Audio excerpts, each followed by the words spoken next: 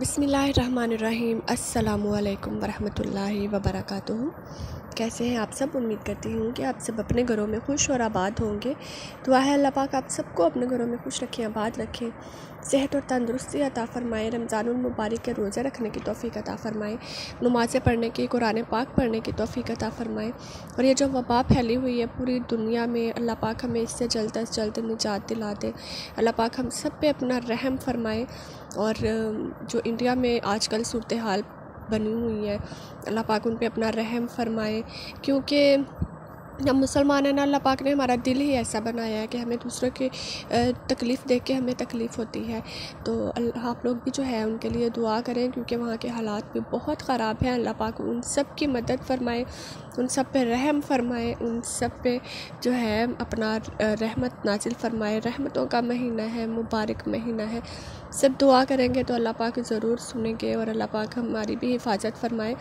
और हाँ, पिछले साल भी रमज़ानुल मुबारक में ऐसा ही सूरत हाल थी, तो लेकिन अल्लाह का बड़ा करम था और हम सब मुसलमानों को इस चीज़ पे बहुत ज़्यादा कामिल यकीन था कि रमज़ानुल मुबारक का महीना है, रहमतों का महीना है, तो अल्लाह पाक जो है वो कभी भी कुछ गलत नहीं होने देंगे, रहमतों का महीना है। और हमें इस महीने में बहुत ज़्यादा मतलब वैसे भी हम अल्हम्दुलिल्लाह अल्लाह पे यकीन रखते हैं, लेकिन इस महीने में क्योंकि हम अल्लाह के बहुत करीब हो जाते हैं, नमाज़ कुरान और रोज़ा हम अल्लाह के बहुत करीब होते हैं, तो अल्लाह पाक हमारी जो दुआ है वो डेफ़िनेटली सुनता है। तो आप लोग जो है सबके लिए दुआ किया करें, इफ्तारी में, सहरी में और सारा दिन भी दुआ किया करें। अल्लाह पाक हम सब की दुआओं को कबूल फ़रमाए और सब लोग जो हैं दुनिया में सब पे अल्लाह अपना रहम फ़रमाए और इस वबा से जल्द से जल्द हमें छुटकारा दिला दे और फिर से हालात वापस पहले जैसे हो जाए। और ये है कि वो मुझे ना याद आता है कि आज जो है हिंदू जो है वो उनके ज़ुबान पे कलमा जारी हो गया है। वो हमसे मुसलमानों से ये रिक्वेस्ट कर रहे हैं कि आप लोग जो है अपनी नमाज में, अपनी तरावी में हमारे लिए दुआ करें। तो वो मेरे जहन में ना सडनली एक वो चला कि मतलब आका सल्लल्लाहु अलैहि वसल्लम के दौर में भी ऐसा था कि जब उन पे अज़ाब नाजिल होता था तो वो कहते थे कि हम ईमान ले आए हैं, तो अज़ाब ख़त्म कर दिया जाता था, तो उसके बाद फिर से वो काफिर हो जाते थे। तो अल्लाह ऐसा ना हो, अल्लाह पाक इनको हिदायत दें, ये फिर से दीन के रास्ते पे ही हमेशा चले, हमेशा अल्लाह को एक मानते रहे, हमेशा आका सल्लल्लाहु अलैहि वसल्लम के पैरवी करते रहे और कभी भी जो है इससे अपने जो कि वो अब कह रहे हैं अपने कहे हुए से कभी भी मुकरे ना।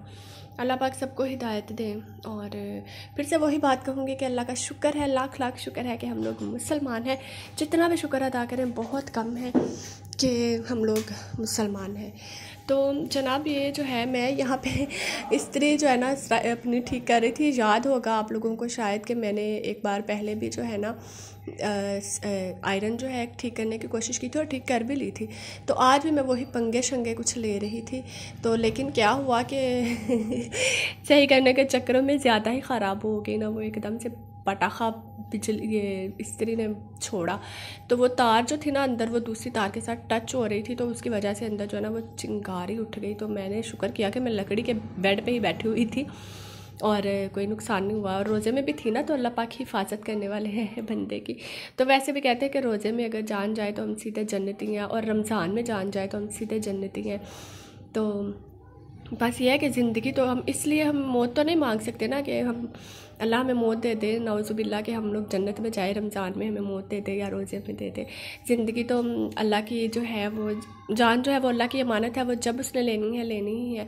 तो लेकिन ये है कि बस कभी बंदा घबरा जाता है और जीने को भी दिल करता है और मरने को बिल्कुल दिल नहीं करता। जीने को दिल करता है ताकि हम अल्लाह की इबादत करें और फिर हमें ये मौका ढूंढेंगे जब हम दुनिया से रुखसत हो जाएंगे, हमें ये मौका ढूंढेंगे कि हम अल्लाह हमें मौका मिल जाए कि हम तेरी इबादत करें, हम नमाज़ें अदा करें, हम तो जो हम वहाँ पे दुनिया में नहीं कर पाए वो हम यहाँ पे करें। हमें एक मौका दे दे, हम अब तेरी पैरवी करेंगे, लेकिन तब कोई फ़ायदा नहीं होगा।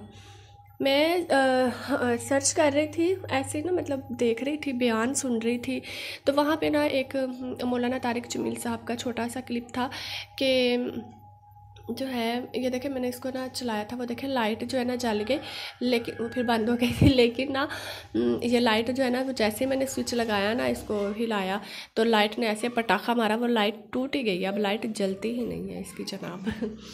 तो मैंने उनका बयान सुना कि लोग कहते हैं, मुझसे पूछते हैं कि हमें कोई रमज़ान का वजीफ़ा बताएं, हम वजीफ़ा करना चाहते हैं कोई रमज़ान में। तो उन्होंने बताया कि मैंने सोचा मैं एक को क्यों बताऊं, मैं सबको बताता हूं कि रमज़ान का वजीफ़ा क्या, आप लोग क्या वजीफ़ा कर सकते हैं। तो उन्होंने एक ही वजीफ़ा बताया और 3 बार बताया। उन्होंने बोला कि कुरान पाक पढ़ो, कुरान पाक पढ़ो, कुरान पाक पढ़ो, यही वजीफ़ा है। रमज़ान में इतना कुरान पाक पढ़ें, अपने आप को सिर्फ़ कुरान पाक तक महदूद कर लें, कुरान पाक पढ़ें और नमाज़ें पढ़ें। कुरान पाक जब भी फारिग हो आप तभी कुरान पाक पढ़ें। पता है मतलब रोज़ा होता है, इतना नहीं पढ़ा जाता, आप मुंह बंद करके पढ़ें। मैं भी पढ़ती हूँ ना, तो मुंह बंद करके पढ़ती हूँ, तो पढ़ लेती हूँ अल्हम्दुलिल्लाह। तो मौसम देखें कितना औसम था पिछले दिनों। अभी तो है काफ़ी धूप निकल रही है, लेकिन फिर भी अल्लाह का शुक्र है कि ठीक है वेदर। लेकिन यहाँ पे बादल इतने खूबसूरत लग रहे थे, इतना प्यारा मौसम बना हुआ था, बहुत ही ज़्यादा मज़े का। तो ये है कि अभी तो गर्मी लगती है। वो जो दूसरा रूम है ना हमारा, वहाँ पे बहुत गर्मी होती है, क्योंकि चारों तरफ से ना उस पर धूप आती है, तो इस वजह से वो बहुत ज़्यादा गर्म होता है। तो ये सामने वाले रूम है ना, वो जहाँ पे कर्टन लगा है, जहाँ पे हम लोग पहले रहते थे, वो कमरे ठंडे हैं, वहाँ पे ठंडक रहती है, वहाँ पे ना इतनी गर्मी नहीं होती। तो मैं बड़ा मिस कर रही हूँ उनको। तो मैं कह रही हूँ कि मैं दुआ कर रही हूँ कि इफ्तारी टाइम पे भी, सहरी टाइम पे भी अल्लाह हमें कमरे दे दे, चलो हमारी गर्मियाँ सुकून से गुजर जाएंगी। तो बाकी बस क्या कह सकते हैं। तो जनाब मैंने बनाई थी कड़ी पकोड़ा, और यहाँ पे कड़ी जो थी मैंने तैयार कर ली थी, लेकिन मैं आपको बताऊँ इतने शौक़ से मैंने कड़ी बनाई और अभी तक पड़ी हुई है। मैंने आज से 4 दिन पहले शायद बनाई थी और अभी तक काफ़ी सारी पड़ी हुई है, कोई खा ही नहीं रहा। कल मैंने राइस भी बनाए हैं कि चलो कड़ी डाल के खा लेंगे, लेकिन नहीं खाए किसी ने। तो ये देखे कड़ी जो है तैयार थी, तो बड़े शौक़ से बनाई थी, दिल कर रहा था कड़ी खाने को, काफ़ी अर्सा हो गया था नहीं खाई थी। तो लेकिन बस वो पता क्या होता है, कड़ी जो होती है ना वो फ्रेश फ्रेश अच्छी लगती है, जब वो मतलब कुछ चंद दिन की हो जाए ना तो फिर वो अच्छी नहीं लगती है। तो बस वही वो हुआ है हमारे साथ भी कि नहीं, हम लोगों ने जो है खाई वैसे ही पड़ी हुई है।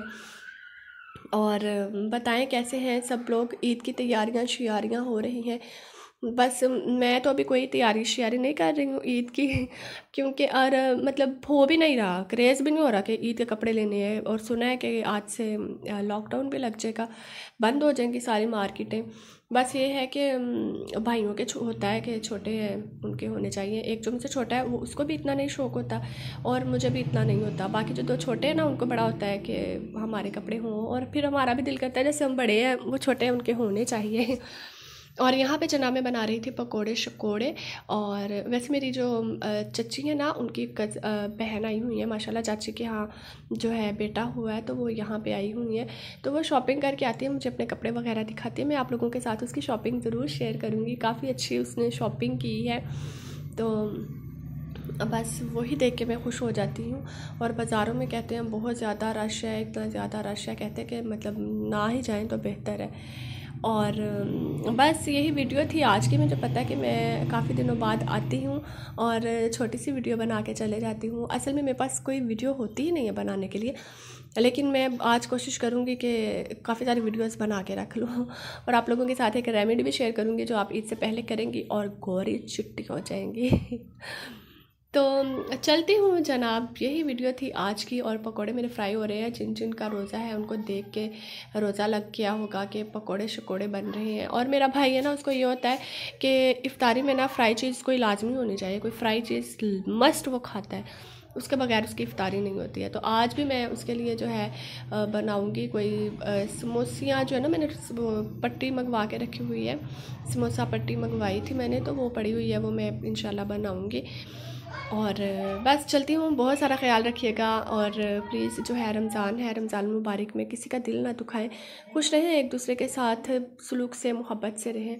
और बस जितनी हो सकता है दूसरों की हेल्प करें, क्योंकि सदका खैरात देने से हमारे रिज़्क़ में कमी नहीं आती, किसी दूसरे की मदद करने से हमारे रिज़्क़ में कमी नहीं आती बल्कि वो बढ़ता है। तो जितना हो सके ना आप दूसरों की हेल्प करें। और मुझे भी अपनी दुआओं में याद रखें, मेरे लिए यही आपकी सबसे बड़ी हेल्प है, आप मुझे अपनी दुआओं में